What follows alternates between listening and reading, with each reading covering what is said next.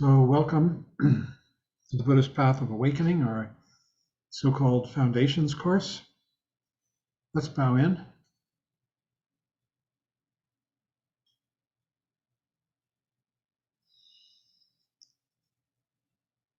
Tonight we're going through the last chapter in the volume 1 of 3 volumes of the Profound Treasury of the Ocean of Dharma.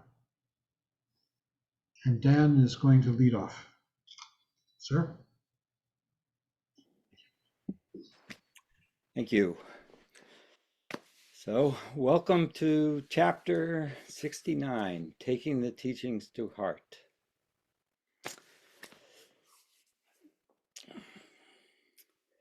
Rinpoche says that at the Hinayana level, it is fairly easy and straightforward to step into the path of the Dharma. We don't have to change our attitude or state of mind. We simply slide into it because it's simply a matter of being in touch with our natural faculties. We're not trying to create anything. We're not trying to achieve anything. We are simply getting in touch with our natural faculties. And this is the development of prajna. It involves the transformation of our state of mind into the comprehension of things as they are. He explains that we have a tendency to indulge in our stupidity, right? And that makes us feel homey and comfortable. It's familiar to us. And indulging is easy to do. And we tend to get into that state too often. But nobody can clear that up for us. And we don't need to indulge ourselves in the comfort of stupidity, the familiarity of it. We can afford to open the window, as he says, and experience the world outside, and this is the first step.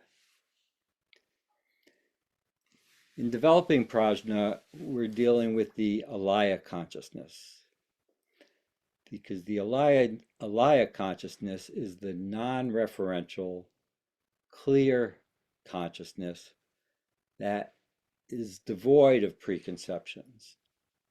And this is difficult, but through the practice of meditation or medication, we could slide into the alaya consciousness, the cognitive mind, at its highest level, because this is the ground we work from. It is quite simple, and he compares it to the simplicity of yawning and falling asleep. And he's introducing us to the concept that this is so simple and straightforward, and that's what makes it difficult. Because it's not a matter of developing or indulging our preconceptions. We're not trying to create anything, but it's being fully present and knowing how to comprehend the realities of life just as they are, dropping our preconceptions. And this creates a mind, well, dropping our preconceptions makes our mind workable and allows us to develop the discrimination. And that workability allows us to understand that it's not discriminating in the way that we usually think about it. It's not discriminating between good and bad, or what's good for us or bad for us. It's having enough openness to choose the right thing at the right time, which comes naturally, which we usually cover up with our preconceptions because that's what we're used to doing, and that's our conditioning. So as we can drop that and work towards that, our state of being becomes, in his words, unquestionably soothing and smooth. We lighten up, and we are not facing the brick wall that we usually face due to our preconceptions. And this openness helps us maintain our attention rather than the control that we usually impose upon it. It's simply naturally being in touch with what is there to begin with. And we begin to experience enjoyment because of this. We are traveling on an open path, and therefore we are not ambushed the way we are because of our preconceptions. We're ready for anything. When we drop our preconceptions, we drop the ambushes because we are dropping our expectations. So nothing surprises us. We have an open mind. And this helps us develop a fascination with the world that is not based on intrigue or greed or the desire to make ourselves comfortable. It's fascination in the right sense. It's based on first thought, best thought. We don't need to complicate it. We don't need to feed our fascinations through desire or greed or grasping or attachment. We don't let that fascination brew into preconceptions. And this makes our mind workable because it's much simpler. With prajna, our vision expands through a natural sense of connection with the world around us.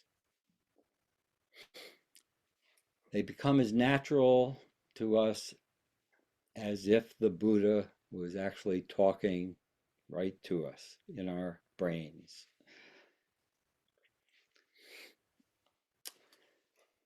And then he explains that there is a difference between higher and lower prajna, but we need to combine the two.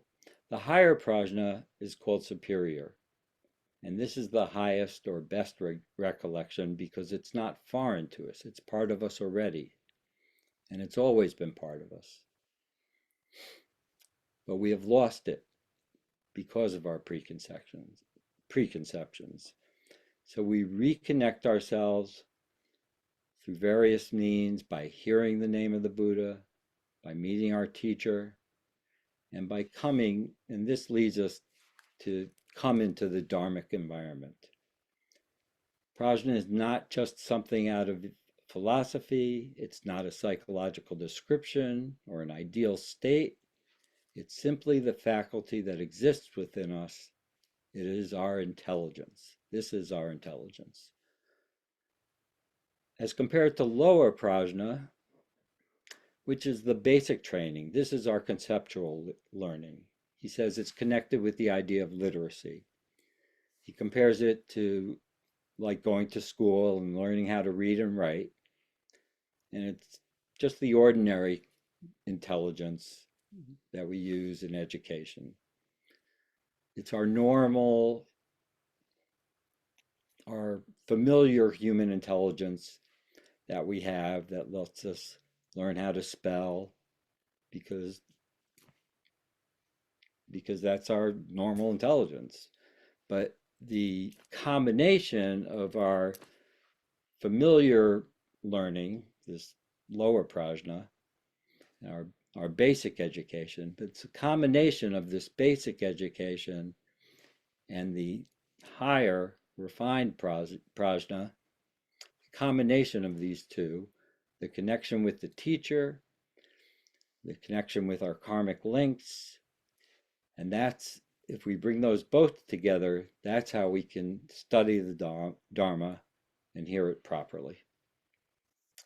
And with that, I will hand it over to John. Thanks, Dan.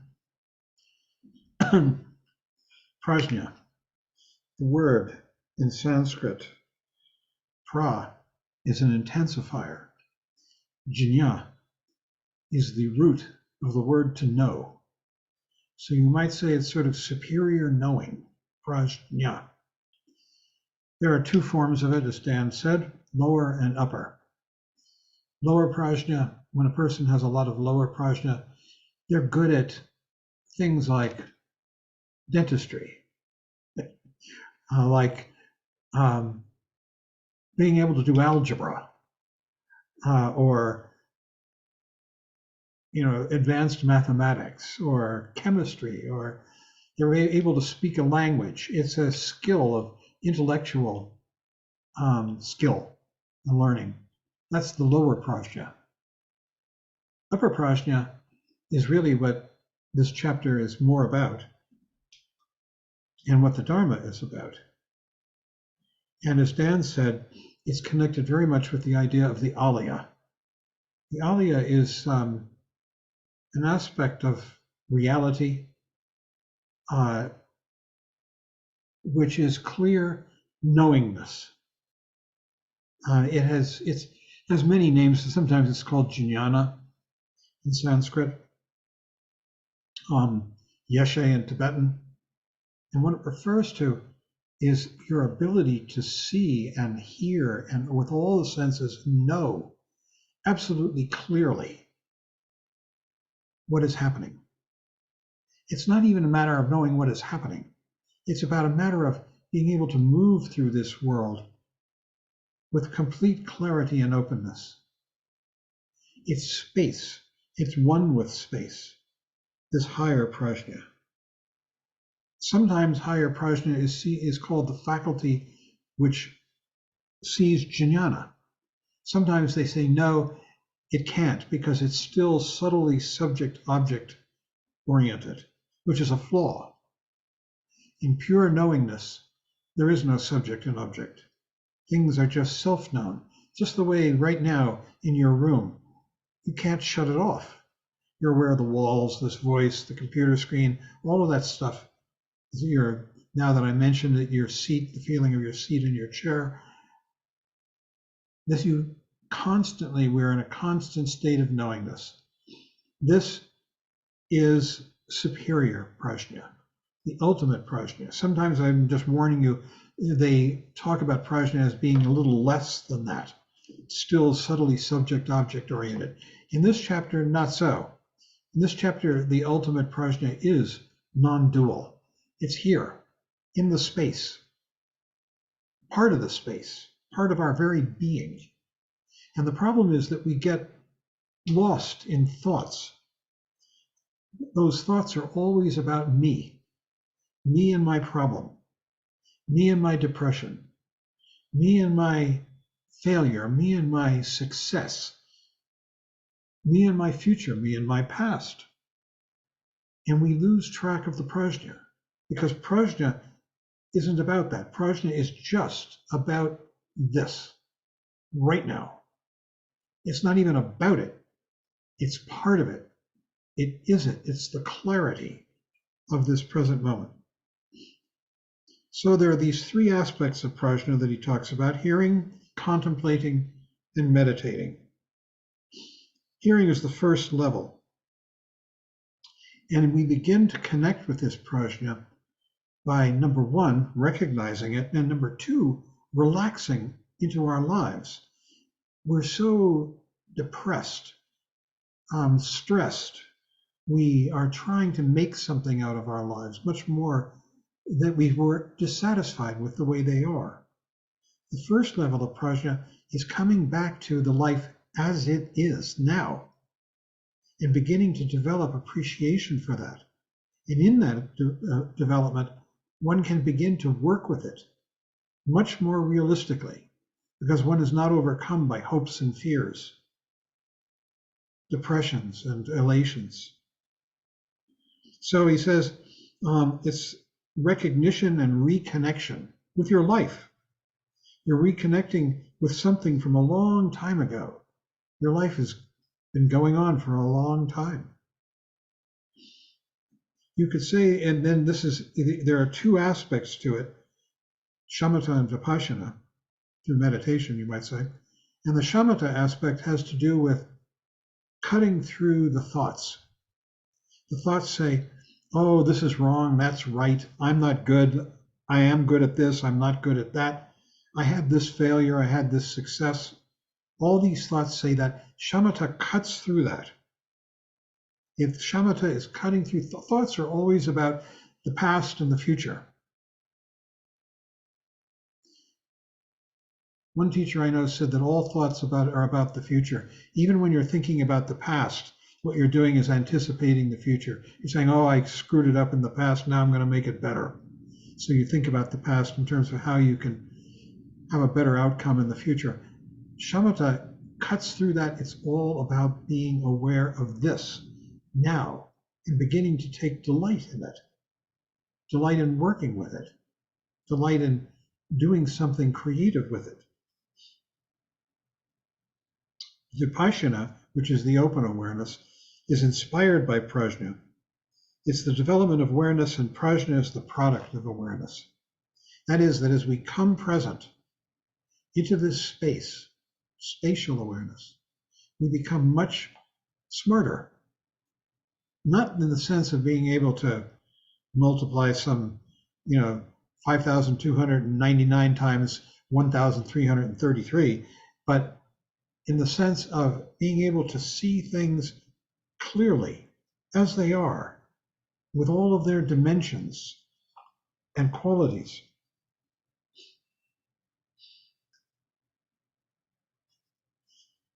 It says the first prajna principle of hearing is connected with learning. Tupa. Tupa means hearing. But with all your senses, you're learning with every sense that you've got: sight, sound, smell, taste, touch. You're learning with all of them. And there's no time off. You learn so well. You're constantly taking in the beauty, the vividness of this world as it arises in the present moment, instead of living in the past or the future. We tend to live in the past and the future, and it's so painful. We regret the past. We hope for the future. So he says the first prajna, or hearing, is experiencing with your whole body, with all your sense perceptions. You're coming completely present. Everything you do in life is connected with this awareness, and so it's connected with the teachings. And if you study and learn this, you could transmit it to others, which is very helpful, because when you try and teach, that's when you learn the most. You feel under the gun. You feel, oh, I've got to really understand this so that I can communicate it. So I'm encouraging you all to step into a teacher's role, and I'm happy to help you do it. So he says, in the case of the Dharma, when students have studied and learned most of the information, the rest is awakened intrinsically. And it's really a matter of relaxing into awareness, the awareness that is our meditation, and it's our being. The more we relax into that and give up the hope and fear, the more it begins to happen. It begins to transform us. And we suddenly find that we're seeing the world perhaps in a different way. He says, this is so because the teachings begin to connect with students' basic existence and their karmic connection with a dharmic person, who in this moment happens to be me or Dan, but changes all the time. He says you should not feel that you are inadequate. That's a real stopper. Then you're defeating yourself by thinking that you're inadequate. You should perk yourself up. Realize that you are a great vessel of the Dharma. You're ready for the Dharma. Then you will experience the joyousness that comes from training your mind in the shamatha discipline of mindfulness and the vipassana discipline of awareness. You will make a connection with the Dharma as your family heirloom. It's already your family heirloom because it's truly what we are. That mindfulness, coming back to the present, we're coming back to what's real. Out of the dreams of what we did wrong, what could have been better, what might be better, all those are just dreams. And we're coming back with shamatha to this. And then coming back to this, we expand our awareness and we get much smarter, more intelligent about what this has to offer us. And that's the vipassana. So Dharma makes you feel genuine and real and happy and relaxed and confident Confidence comes when we begin to give up self-doubt, always giving up self-doubt. You possess Buddha nature, and you will reawaken your family heirloom, which is the Buddha nature, which is quite rightfully yours. The role of the teacher in the teachings is to make you understand that. Contemplating is thinking about or having thought of it. With contemplation, you're sharpening the sword of prajna. You're thinking about it. He says, the basic ground during post-meditation, as well as in sitting practice, this is shamatha, mindfulness, and beyond that is vipassana, awareness. Contemplating the Dharma and relating with yourself produces disgust with samsara, disgust with self-doubt, disgust with self-attack. The worst of all, self-attack. And at the same time, appreciation that you could be a true person, a person of integrity, that you could be a person whom other people cherish, value, want to be with. So you're catching the wind of something, the wind of the Dharma. You're beginning to smell it. Maybe you haven't gotten it completely yet, but you've got the odor of what it's about. And what it's about is relaxing into what we already are. Hello there.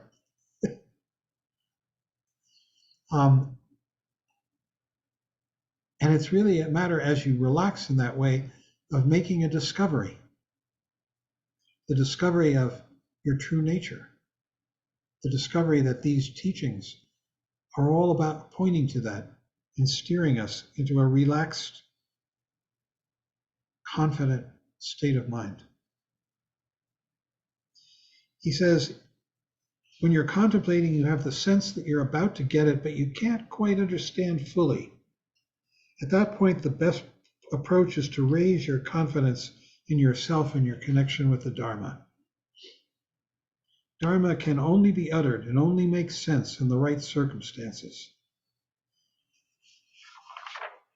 That is, when it's taught by a confident teacher and absorbed by a confident student. So we contemplate the Dharma and we come to a personal understanding of it. Very, very personal. It's not a matter of absorbing what someone else says. It's coming to your discovery of its relevance for you. Meditation, he says, is thorough involvement, whereas contemplation is convincing yourself or committing yourself. So meditation, gompa, means meditating on, contemplating on, taking something into your heart completely. You take it into your heart, and it's a powerful experience. It needs prajna. Prajna is this clear seeing beyond concept. It's seeing things as they truly are, without the help of any labels.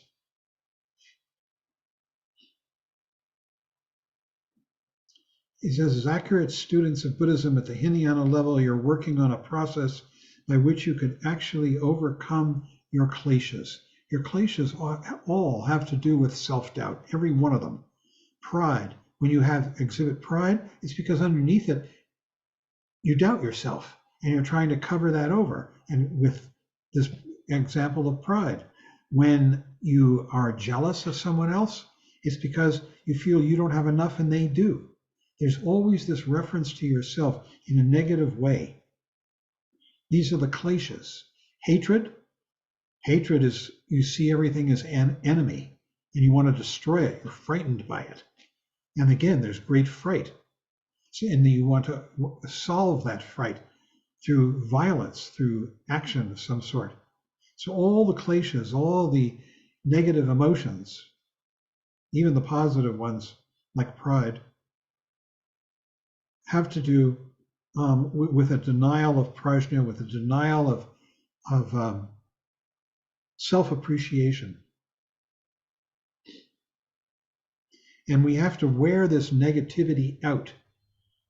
We wear it out, and as we do, we step more and more into the awareness of prajna, the intelligence which sees this world as it is in this present moment. More and more, we're giving up our hopes and fears about the past and the future, and we're coming to live in this space now. He says, you could use that negativity to wear itself out, like wearing out a pair of shoes you don't like. You walk around in them, the kleshas, and wear them out. Then you can put on new shoes, or you can use the kleshas like firewood, cut it up and burn it to keep your house warm. So when you experience all these negative emotions, you become aware of them and they burn up. He says, but none of it, with the first prajna, hearing, you're studying and learning. With the second, contemplating, you're sharpening your knowledge. You're beginning to see how this all works. And with the third prajna, meditation, your knowledge becomes completely workable, becomes who you are. But none of these disciplines can arise unless you become a refugee. That is, you take refuge in the Buddha, the Dharma, and the Sangha, and practice shamatha and vipassana meditation. So I'll stop there, as he does. And we can have a discussion.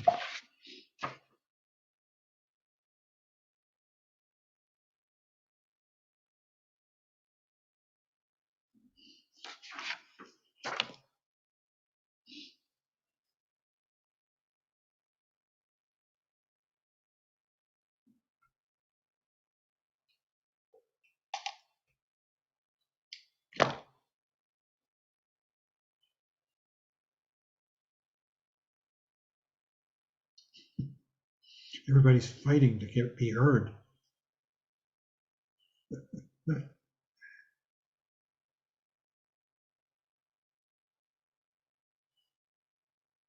What do you think, Philip?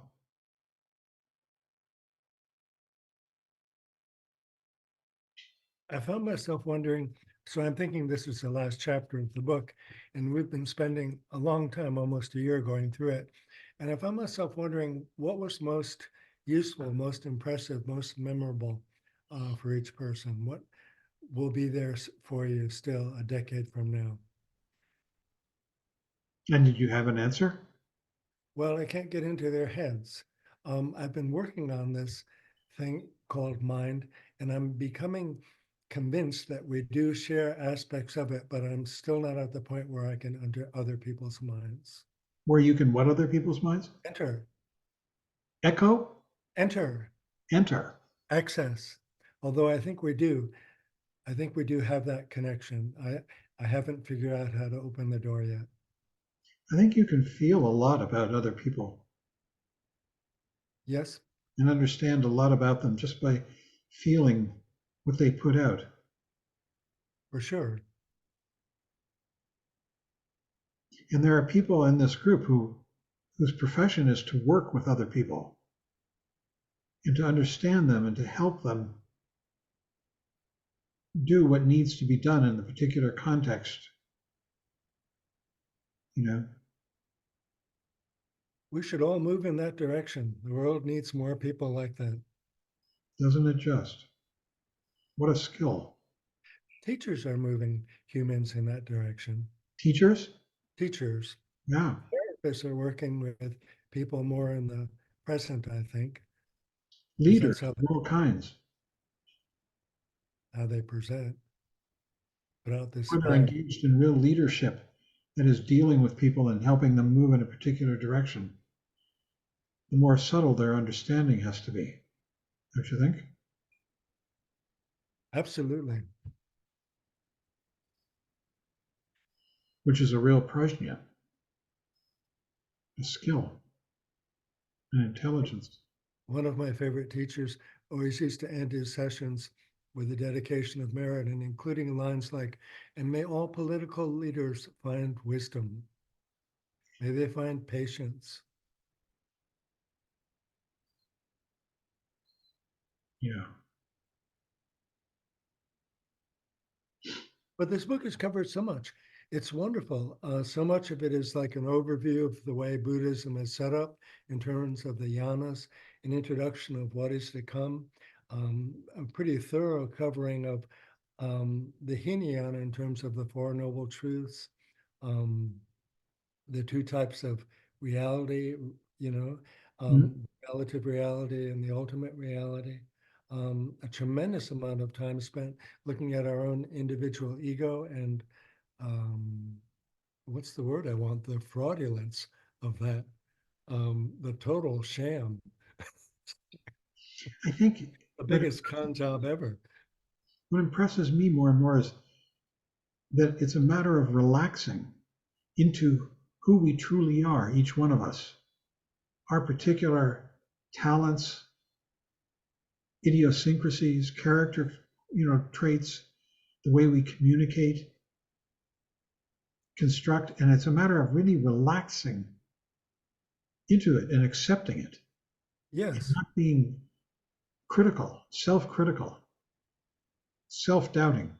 That's the worst. Then we freeze ourselves. Then we cripple ourselves. you're absolutely right. That's so important. Dan was touching on this earlier, and especially I've been hearing recently, is that the Dharma, the whole thing, um, is right here, right now, right in front of us. It's so simple we don't trust it. It's so close we can't see it. Yeah, and it's so personal and individual. Each one of us expresses our particular style. Yeah. Yeah, that's I was thinking along those lines, and what really impressed me about this chapter, but also what impressed me about this chapter is how in every chapter he's kind of saying everything.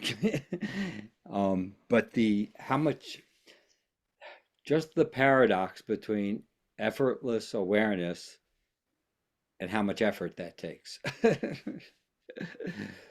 The dropping of preconceptions, right? And as being one of those people in the so-called helping professions, it's so much of it is about dropping preconceptions every minute for me while I'm working, certainly, and but just in life, right? Don't you It's think too, dropping self-hatred, dropping self-hatred, say Yeah. self-attack? right? Right. And he touches on that very clearly in that Prajna, or discriminating intelligence, is not about discriminating between good and bad, because that is so ingrained in us. The good and bad, the quickness to which we label the unpleasant or whatever as bad and the pleasant as good, right? And just that initial, you know, whatever the smallest part of a microsecond is, how quickly that takes place, because we don't, we're through conditioning, through whatever, we don't want to experience unpleasantness even for a second. We label it bad. We have to fix it. We label ourselves as bad, and everything that goes along with that in whatever form it takes for us individually. That initial, that labeling things as good and bad just lays out all our preconceptions, you know, I'm from thinking, in. Tanya, you work with children. Do, can you speak to this? Working with self-confidence and creativity and learning? Can you Happy, repeat can you happy. repeat? Oops, hold on. I'm sorry. Could you repeat for what the question was one more time? Because I had hit a different button on mute for a second. Um, the question was, you work with children, Mhm, and these principles of self-acceptance, happiness, mhm. um, must figure in your Yeah, experience with them.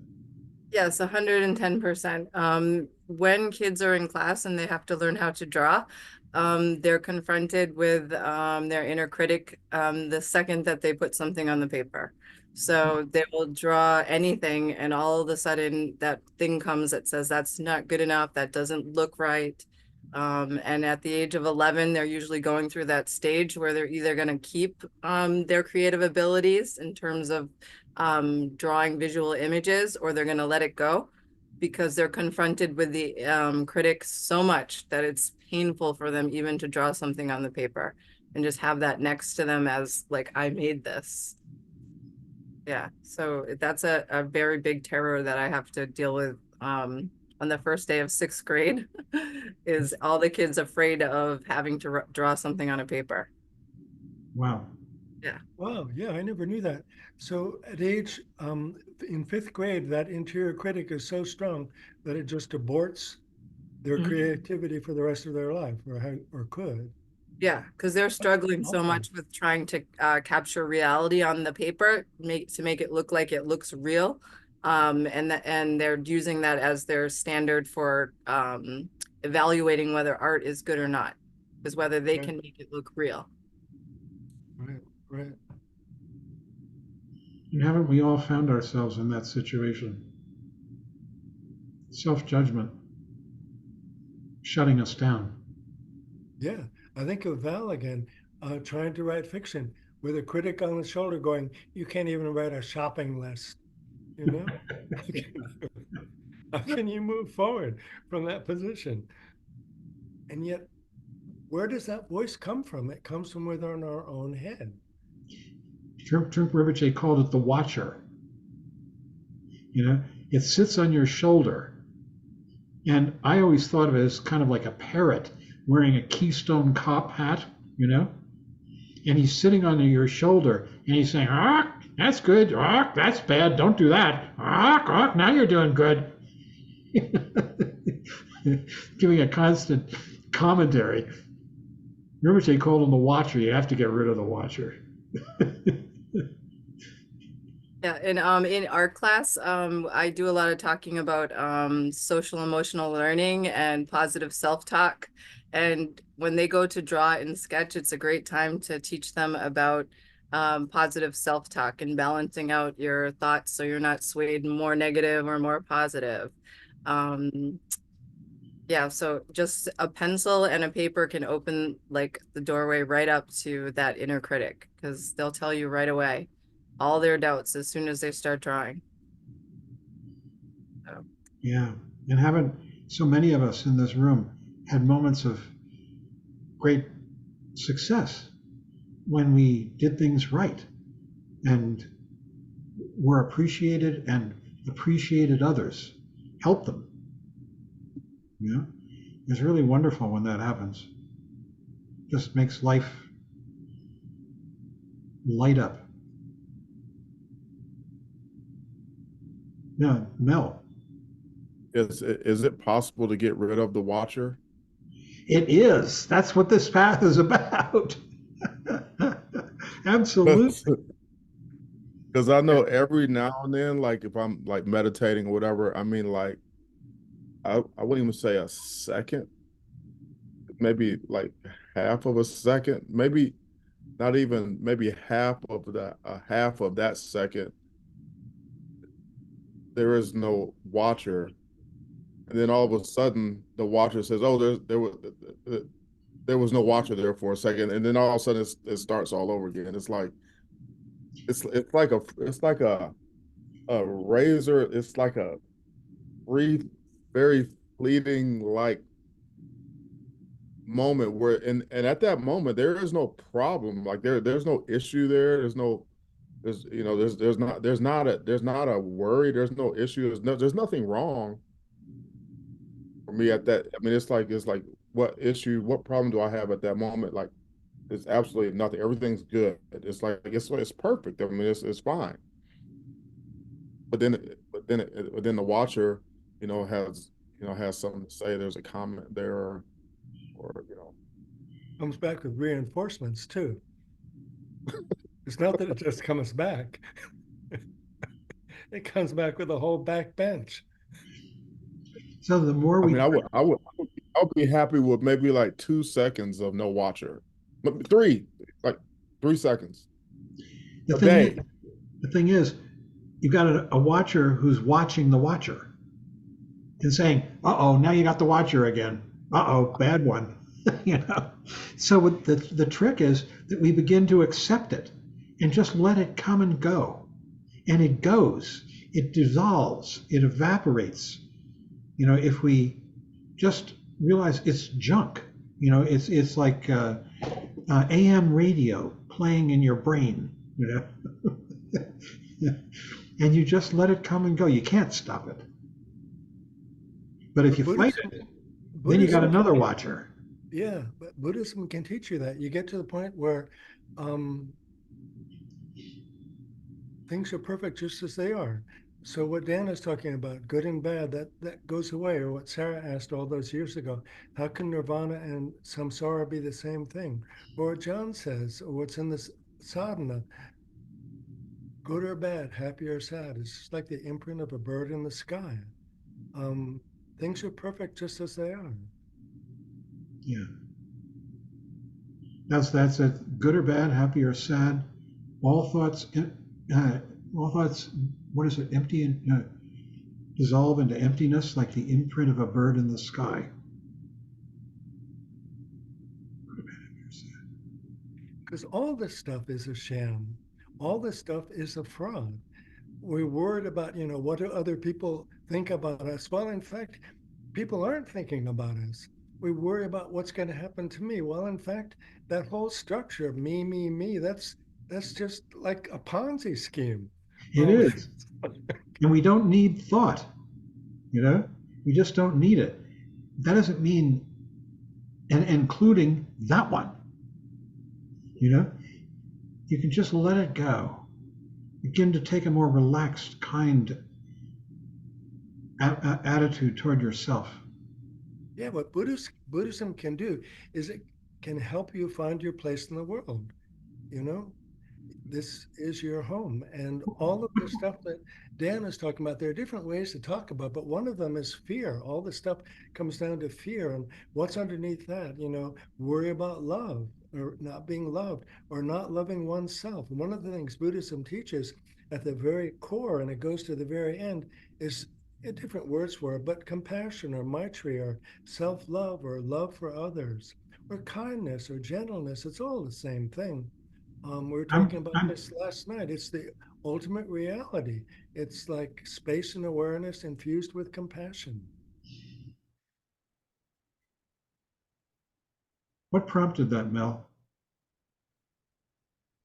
The question of is it possible? I Yeah, was all asking, about was the it? watcher. All Oh, about you mentioned the watcher, and I was just wondering, like, you said your teacher said you got to get rid of the watcher, and then I said, well, hey, is there we can get rid of the watcher? Like, if that'd be great.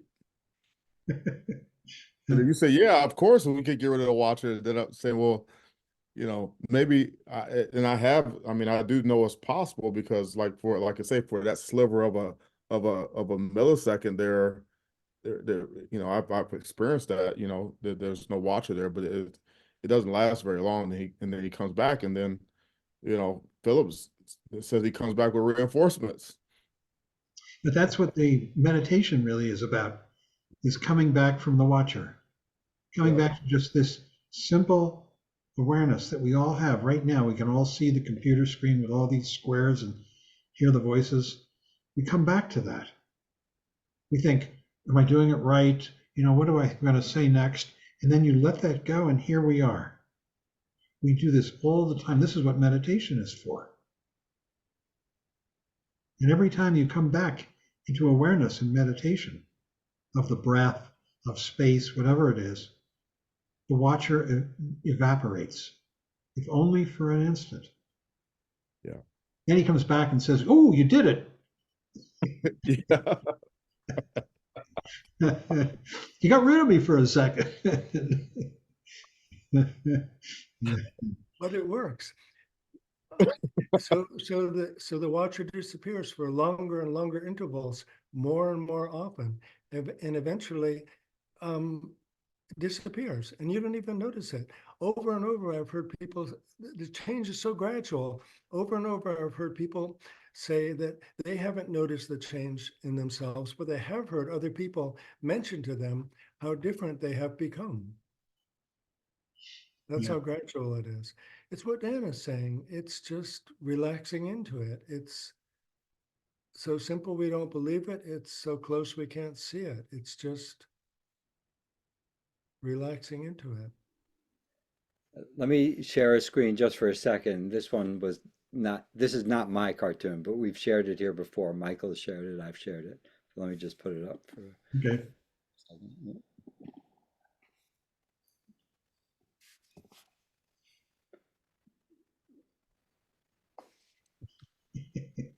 Right. Okay. Yep. Yeah, that's good. Yeah. The chapter definitely reminds me. I was thinking about putting that up while I was presenting the Okay. first part. Forgot. Yeah. Am I the only one who wonders, like John, how long have you do you know like a length of time where you haven't had the watcher have, is it like, have you never gone like 5 seconds without that? Or I mean, I'm I have a embarrassed. I have a I'm embarrassed to stopwatch. even ask, but I feel like other people might even probably wonder the same thing. Like How would you know? that, I don't know.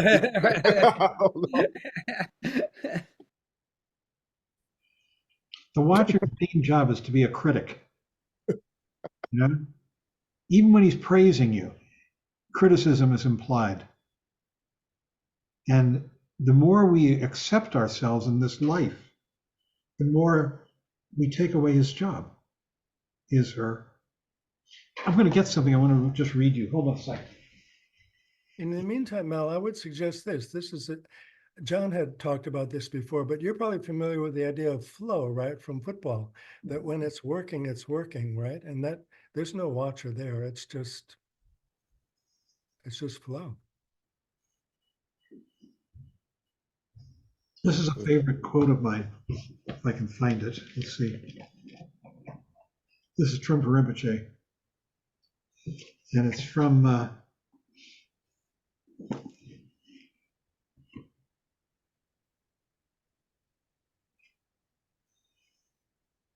yeah, here it is. It's short. So this is from the third volume of The Profound Treasury of the Ocean of Dharma, okay, which we're studying. We just finished volume 1. This is volume 3. He talks about, in a section here, this is entitled Joining Shamatha and Vipassana. In fact, I'll read the whole thing, just because I don't even know what it's saying, but the subject is so appropriate, the header.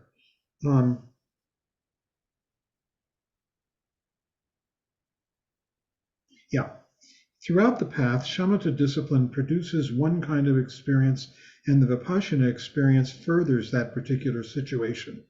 For instance, the shamatha aspect of mandala offering, you make a mandala, it symbolizes the world, and you offer it to the world, brings about vipassana aspect of guru yoga. Right, so this is all very advanced. We're on page 400 of volume 3 into the Vajrayana. Maybe this part isn't the purpose. So all along you alternate shamatha and vipassana, the development of steadiness and awareness. Shamatha is steadiness, that you're going to be right here, and awareness is that being here, you're aware of it, aware of everything. Steadiness is the way to be on the spot thoroughly and fully, as much as possible. It is developed by means of Vajrayana techniques, such as mandala offering practice. This is beyond where we've gotten to. So shamatha is the skillful means, the discipline. And that type of discipline tends to bring about the vipassana aspect of Vajrayana practice. It brings greater awareness. So to put it in our language, when we become aware of the breath more and more, we're coming back from dreams, and it gives us the opportunity to be aware of what's going on now in our space. It brings greater awareness, devotion, because you begin to appreciate this world, and longing for the teacher. The teacher is the teacher principle that's bringing this to you. You really want more. Through Vipassana, you unify your emotions with your appreciation of the teacher. That union or bringing together of the teacher and yourself. Remember, the teacher is it's really the principle of bringing these teachings to you, of shamatha and vipassana. This makes it possible for you to work together. It is the experience of tokpa gak. That's the Tibetan. And then he defines it, the cessation or stopping of thoughts. Okay? The cessation or stopping of thoughts. By stopping thoughts, we're not talking about becoming zombies. You have to be quite careful about that. We cut conceptualization, but the natural functioning mind and general awareness still goes on continuously. So you're still going to know how to do it. Do whatever you're going to do. I mean, when you're creating art, when you're an athlete and you're performing some kind of athletic function, you do it best when the thought is stopped, right? You create the most beautiful drawing. You make the best, toss of whatever you're doing as an athlete, pole jump, whatever it could be. When you stop thinking, they call it the flow state, because we're just completely in the present. He says, in fact, it is cultivated further by the Vipassana experience. Vipassana, we can do it sitting on a cushion, coming back into awareness of here and now. Later on, it becomes the upaya, the skillful means of the Vajrayana disciplines as well. And here's what I wanted to get to. So that particular aspect of mind could be sharpened. There is never a need for conceptual thinking. Nobody needs it. It is absolutely unnecessary because it produces pain and the unnecessary fortification of ego, of me, of I. That is what conceptual mind is for, to build your ego fortification. It is for me, for I, which is a lie, doesn't exist. It's a fiction. It is about how to be I, how to build myself up, and that is not necessary. There could be a world without I. How about that one? Could he say it any more clearly or forcefully? And that's really what this path is about. It's about discovering that the world, the true world, is without I. I is as he once yelled at me, ego is a lie. You don't need it. In fact, it just clutters up whatever we're doing, makes it inferior,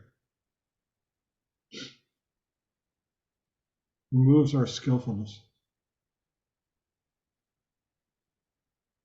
Without I, you become a better teacher, you become a better dentist, you become a better whatever.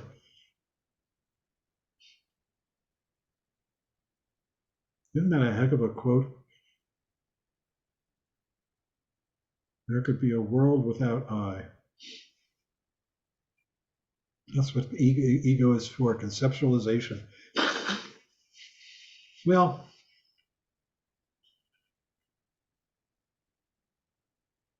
Yeah, the word judgment would work in there very well. There could be a world without judgment. and what it's saying is that the true world, there is no I. It's a fiction, a creation that doesn't exist, like Mickey Mouse, But we get very, very trapped in it.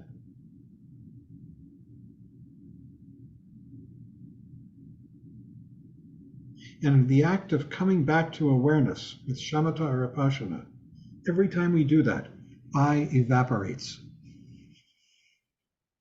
Just disappears for however long, split second, longer.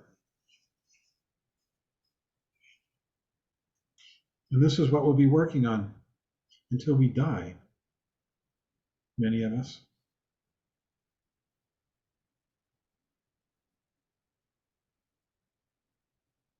And maybe after that.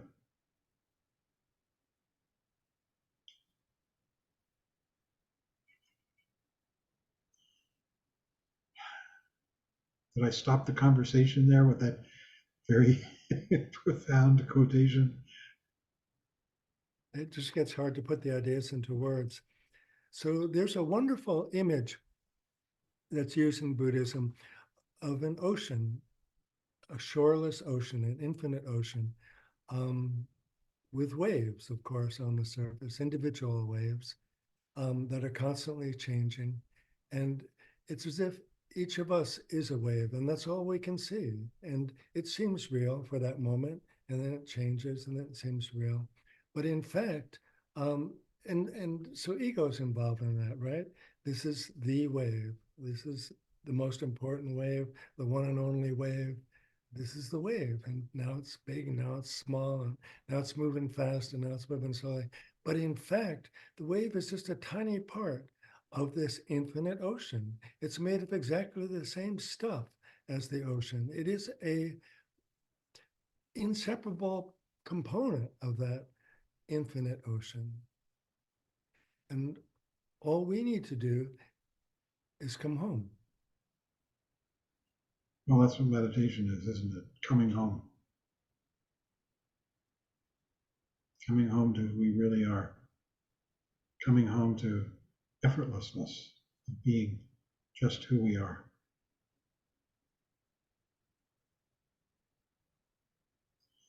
Well, it's early, but I'm thinking maybe we should end early tonight. What do you think? We've got Philip and me and Dan and Mel, and we're doing most of the talking, especially Philip and me.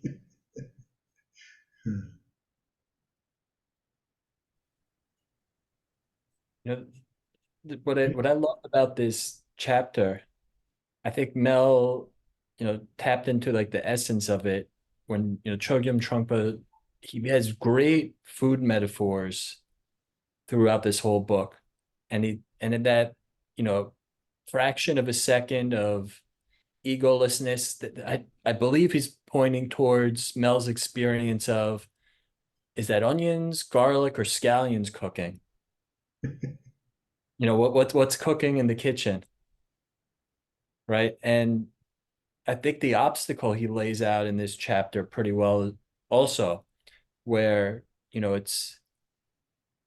we've spent countless aeons addicted to samsara, and we've got to see how bad it is.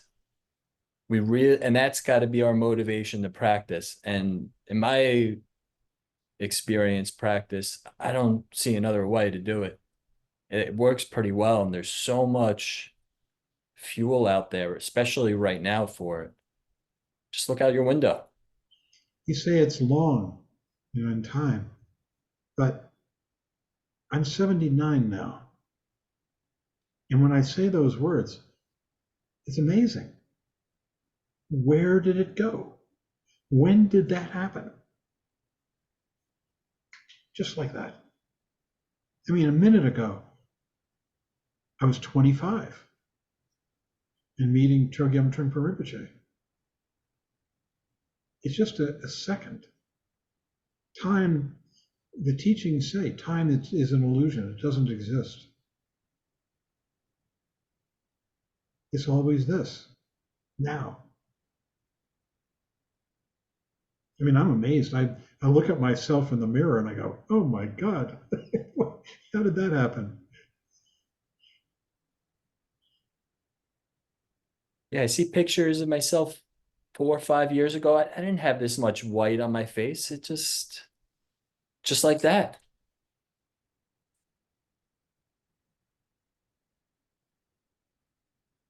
Yeah. I want to say, Fred, I was thinking about you during this chapter because you often bring up, I don't know how often, but you brought up a few times the first thought, best thought, right? And this, No, so but it isn't even a thought. It's really what he's talking about is just coming back Yeah. here. Yeah. What's his name, Mel? I've forgotten. His Hmm. name's Benji, and Benji. Benji's acting strange. He's cutie. He smells some onions or garlic or scallions. He doesn't know what he's smelling. Something's going on. He's like, Yeah, he's a sweetie. thank you. Mal and I keep thinking of getting a dog. That would be very attractive, a dog like that. Yeah, he's something else. Never a dull moment. How old is he? He's about 7 months old. Oh my God. No wonder. Yeah, he's They're really a handful at 7 months. oh boy. I think about him sometimes because I believe he truly lives in the moment. He lives moment to moment. I really do. I watch him a lot. I spend a lot of time with him, and you know, I mean, he I think he lives in the moment. I really do. Yeah. And he's happy, you know. And then when he's hungry, he's hungry. He's got to go out. He's got to go out. But he's sleepy. He goes to sleep. And, you know, when he wants to play, he wants to play. But he's just, you So maybe we should all do that. know. Yeah, we could learn a lot, but spending more time with dogs, that's for sure. You don't need to get house trained though. Yeah.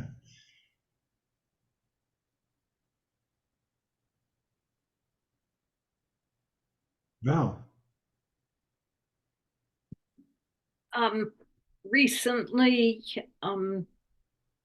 something heard about this is about shining the light, becoming a lamp first, lighting the lamp of ourselves, and light dispels, clears everything up.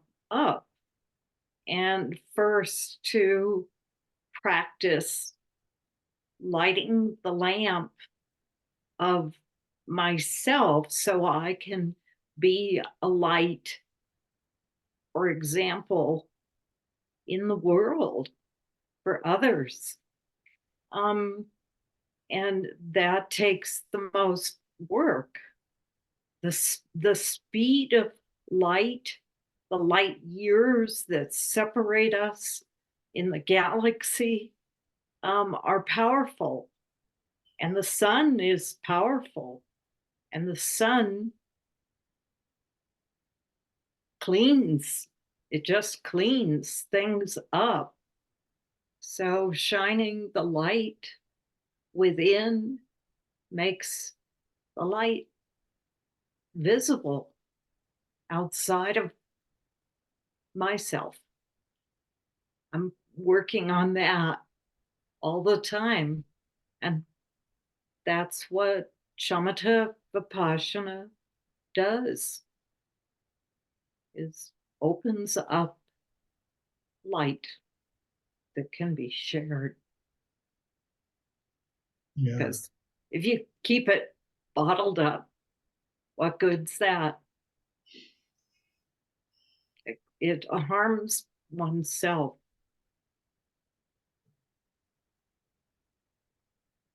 But sharing, lighting the lamp first, light the lamp, then others might see it, Yeah. might know the light. People talk about awareness that way. That's It a really is. good metaphor for awareness. That's That's well it. said. Thank you. Hmm. And it reminded me of something I love so much about this chapter, that there's a poem, I think it's a poem, or maybe it might be a doha at the beginning of Myth of Freedom, where they talk about, prajna is like rediscovering our parents in some way. Can you read it? Yeah, I'm going to read it right now, and it's called Enthronement. Parents are very kind, but I am too young to appreciate it. The highland mountains and valleys are beautiful, but having never seen the lowlands, I am stupid. Having striven for mind's nourishment, sharpening the spearhead of intellect, I discovered permanent parents whom I can never forget. Having no one to influence my outlook, I display my primordial nature and adopt the style of a youthful prince. This is due to the only father, Guru. I am busy working for others. Prajna, penetrating all obstacles, has made the prince old and wise, fearing no one. Dancing in space, clad in clouds, eating the sun and holding the moon. The stars are my retinue. The naked child is beautiful and dignified. The red flower blooms in the sky. It is ironic to see the formless dancer dancing to the trumpet without a trumpeter. At the palace of red ruby, listening to the utterance of the seed syllable, it is joyful to watch the dance of illusion, the seductive maidens of phenomena. The warrior without a sword riding on a rainbow hears the limitless laughter of transcendent joy. The poisonous snake becomes Amrita. Drinking fire, wearing water, holding the mace of the wind, breathing earth, I am the Lord of the three worlds.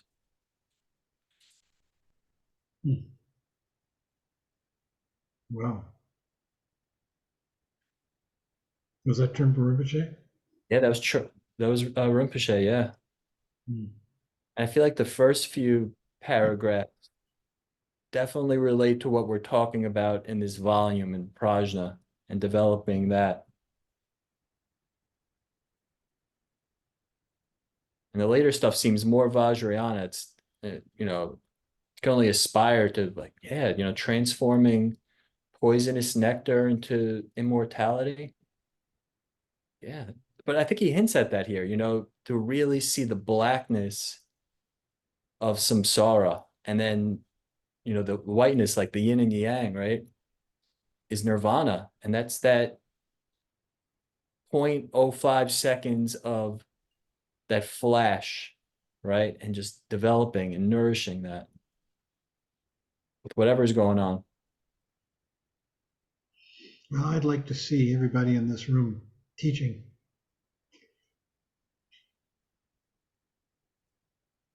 It's one way to bring yourself up, to learn the Dharma, and to be of benefit. I'll tell you the whole thing, of raising bodhicitta, like we dedicate the merit, and we will in a minute. Being of benefit to other sentient beings, it just goes all the way through the path. It never stops. From the very beginning, when you enter the path, you're enjoined to do that, all the way to Buddhas. Their main inspiration is to be of benefit to others because they no longer care about themselves.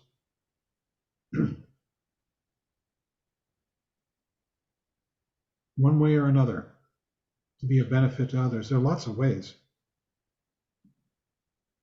Teaching the Dharma is one, but there are others, many.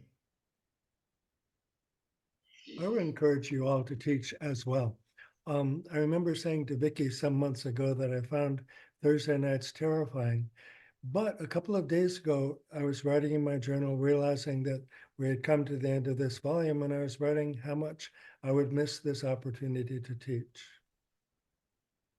Yeah. Well, maybe we'll start it up again. We'll just see. How do others feel about it? Sarah, Fred, Vicky, if Vicky's here, Tanya. Similar to Philip, excited, to look at the opportunity, but then terrified because it's a lot of work.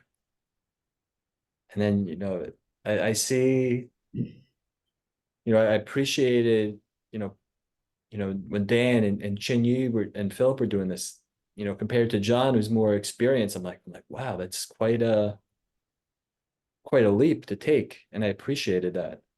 Yeah.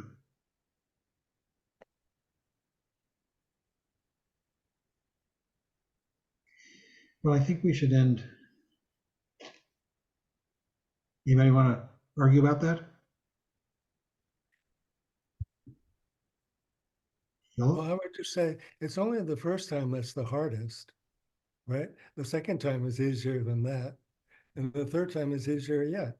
And it keeps going that way. No, but that's when the self-doubt creeps in, for me at least. On the past it has, but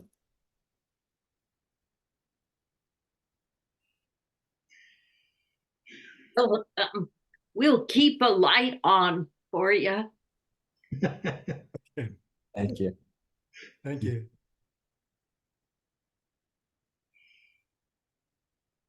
All right. Let's say the closing chants.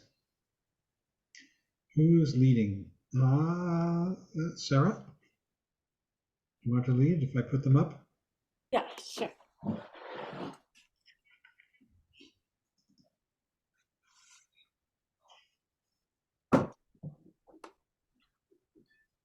I'll mute everybody.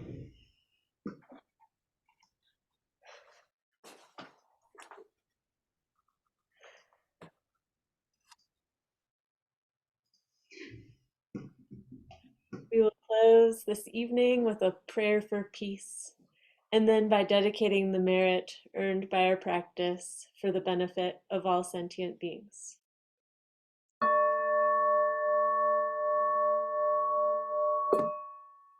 By the blessings of enlightened and compassionate ones, by the power of my positive actions of 3 times and my prayers of pure aspiration, may wars, conflicts, epidemics, and all other maladies dissolve in this world, and may the earth and all who live on this earth enjoy the abundance of well-being. May all learn to live lovingly with each other.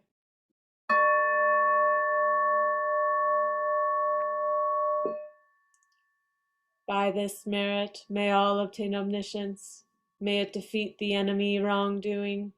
From the stormy waves of birth, old age, sickness, and death, from the ocean of samsara, may I free all beings. By the confidence of the golden sun of the great east, may the lotus garden of the Rigden's wisdom bloom. May the dark ignorance of sentient beings be dispelled. May all beings enjoy profound, brilliant glory.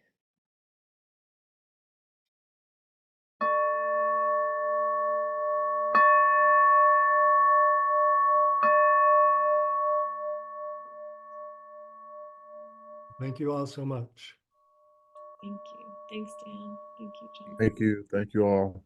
Thanks, Much everybody. appreciated. Thank you. Thank you. Thank Thanks, you. everybody. Thank you all. Thanks, Sarah, Dan, Thanks, Sarah. everyone. Good night. Good night, everyone. Mel, did you play professional football? Were you? No, no, no, no, no, nope. Yeah. Okay. Just Me. football. Okay. Okay. Good night, everybody. Thank you.